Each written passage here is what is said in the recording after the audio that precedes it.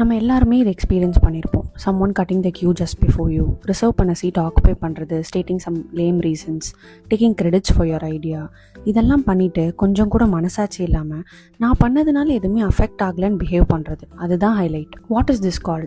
தமிழ்லனா கேவலமாக சொல்லியிருப்பேன், பட் டீசெண்டாக சொல்லணும்னா ஆக்டிங் என்டைட்டில்ட் ஆர் ப்ரிவிலேஜ். இப்படி நடந்துக்கிறவங்களுக்கு என்ன பண்ணிட போகிறாங்கன்ற சின்ன தைரியம் தான். But deep down they know they are not being true to themselves. So கொஞ்சம் பயமும் இருக்கும். தப்பே பண்ணாத நீங்கள் இந்த மாதிரி விஷயத்தை கன்ஃபரண்ட் பண்ணுறதுக்கு பயப்படாதீங்க.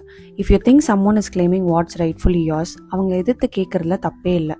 At least voice out so that you don't regret it later. முக்கியமாக in work place this happens a lot. Credit stealing. Sometimes இவங்களை போங்கடான்னு விடணும்னு தோணும், பட் நீங்கள் இந்த மாதிரி விட அவங்களுக்கு இருக்கிற கொஞ்சம் பயமும் போயிடும். பேசிக்காக நீங்கள் இப்படி விடுறதுனால you are reassuring them that they can do whatever they want and அவங்க அதை கண்டினியூ பண்ணிகிட்டே இருப்பாங்க. So even if you are kind hearted, sometimes இந்த மாதிரி பீப்புளை எதிர்த்து பேசி தான் ஆகணும், இல்லைனா you won't be able to survive like this for long.